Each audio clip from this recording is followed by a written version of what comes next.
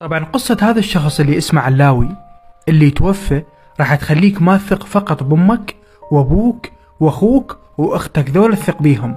اي انسان بالدنيا لا تثق بيه. هذا الشخص اتعرف له على صديق بالسوشيال ميديا وقرروا ان يلتقون بمحافظة ديالى، وهذا الشخص راح واصدقائه كحسين نصار واي شخص تجي دعوة من اي صديق متابعه وعنده علاقة بيه بالسوشيال ميديا يروح له. فمن راح هناك حسب ما ادعوا اصدقائه ونزلوا هواية مواضيع على اساس مربطين الولد ومخلصين حياته بطريقة كلش مو حلوة، وهذا الشخص بعده بعمر الورد. وهنا يثبت لك اليوم لا تثق بشخص ما تعرفه وتروح له وتبات يمه، لان اليوم انت بمجتمع يعني مع الاسف الناس ما عندها رحمة، ما عندها انسانية، تدور اشياء كلش مو حلوة، تحاول تأذي ناس والناس ما مأذيتها. فهذا الشخص كلش اثر بيه من عرفت قصته، وقصته كلش خادشة وما اقدر احكي بيها لان حفاظا على الاطفال اللي يشوف هذا الفيديو. كلش انقارت على هذا الولد اللي بعمر الورد، وحتى شاب جميل